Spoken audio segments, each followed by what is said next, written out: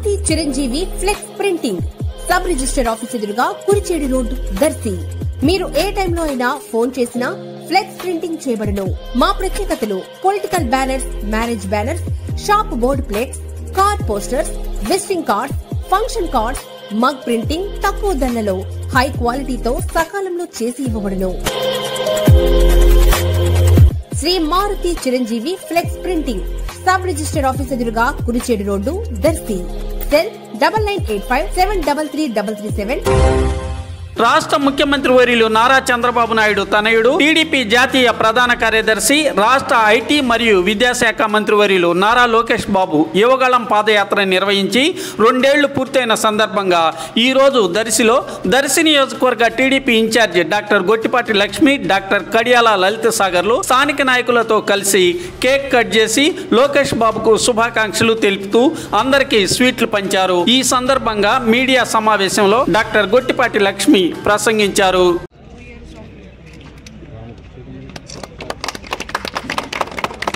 జై లోకేష్. నారా చంద్రబాబు నాయుడు గారి నాయకత్వం వర్ధిల్లాలి. కడియాల లలిత సాగర్ గారి నాయకత్వం.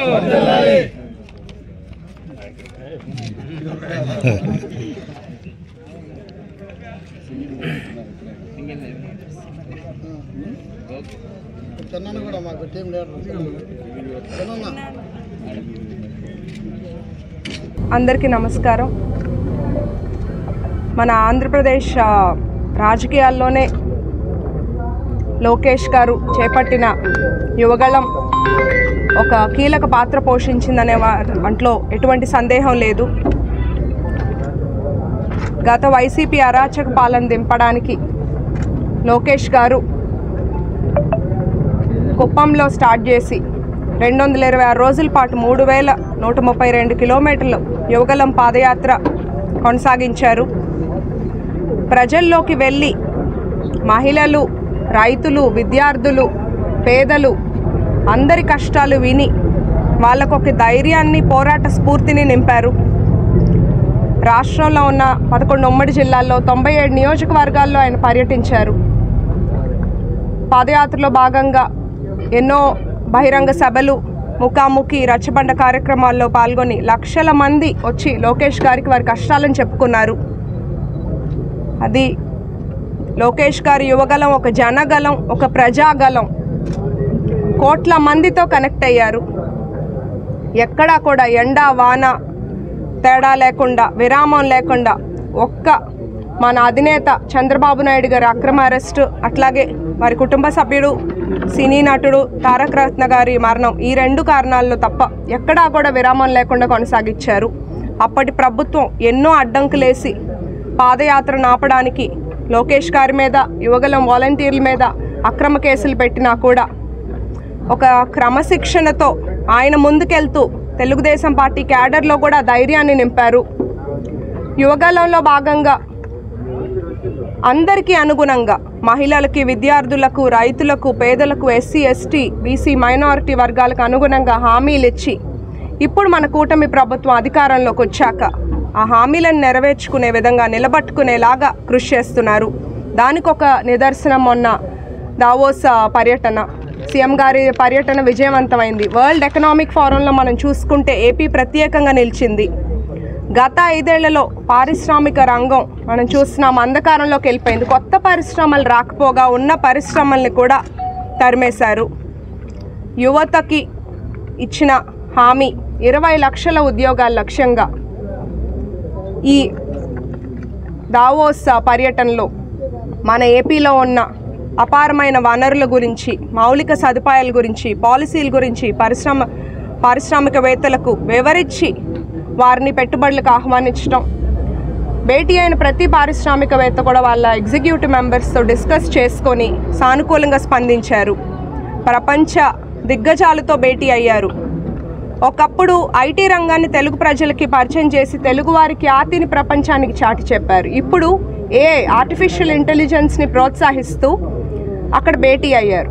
అంతేకాకుండా మైక్రోసాఫ్ట్ అధినేత బిల్ గేట్స్, ఇంకా టాటా చైర్మన్ చంద్రశేఖర్ వంటి ప్రపంచ దిగ్గజాలు మన రాష్ట్రంలో పెట్టుబడులు పెట్టడానికి హామీ ఇస్తేనే మనకు అర్థమవుతుంది చంద్రబాబు నాయుడు గారి విజన్ ఏంటి, వాళ్ళు చంద్రబాబు నాయుడు గారిని మెచ్చుకున్నారు. మనకు కనిపిస్తుంది 2047 విజన్ ఎట్లా ఉండబోతుంది అనేది.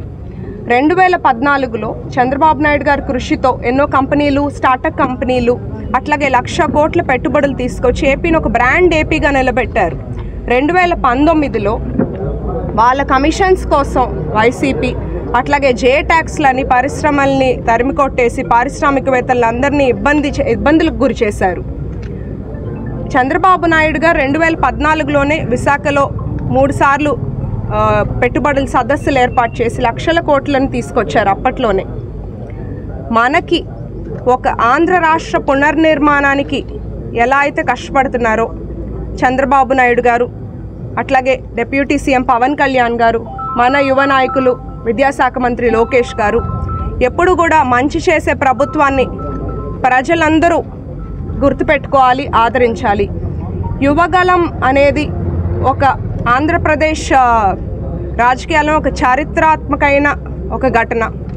దానివల్ల ఎంతోమంది యువతలో స్ఫూర్తిని నింపారు. మేము రాజకీయాల్లోకి రావడానికి కూడా యువగలం ఒక స్ఫూర్తి అని నేను గర్వంగా చెప్పుకుంటున్నాను. ఎందుకంటే అప్పట్లో యువగలంలో మా భర్త లలిత్ సాగర్ లోకేష్ గారితో పాటు 60 రోజులు యువగలం పాదయాత్రలో పాల్గొన్నారు. అప్పుడు నాకు ఆయన వివరించారు లోకేష్ గారి కమిట్మెంట్ ఎట్లా ఉంది, ఆయన నాయకత్వం ఎట్లా ఉంది, ఎలా ఆయన శ్రమిస్తున్నారు, మళ్ళీ వైసీపీ గవర్నమెంట్ అధికారంలోకి వస్తే మన రాష్ట్ర పరిస్థితి ఎట్లా అయిపోతుంది అని ఆయన ఎంత కష్టపడుతున్నారు మన ప్రభుత్వం అధికారంలోకి రావటానికని ఆయన వివరించి, మనలాంటి యువత చదువుకున్న వాళ్ళు డాక్టర్స్ కూడా రాజకీయాల్లోకి రావాలి అని వారు నాకు చెప్పడం, ఆ స్ఫూర్తితోనే నేను కూడా ఈ జిల్లా అమ్మాయినై ఉండి మన జిల్లా వాళ్ళకి మనం ఏదో ఒకటి చేయాలి అనే స్ఫూర్తితో మా గొట్టిపాటి కుటుంబం వాళ్ళ పేరు కూడా నిలబెట్టాలి అని నేను రాజకీయాల్లోకి రావడం జరిగింది. మా అందరికీ నారా లోకేష్ గారు ఒక స్ఫూర్తి, ఒక ధైర్యం. మన ఆంధ్ర రాష్ట్ర పునర్నిర్మాణానికి కృషి చేస్తున్న సీఎం గారికి, డిప్యూటీ సీఎం గారికి, లోకేష్ గారికి మా దర్శి నియోజకవర్గం ప్రజల తరపున అభినందనలు.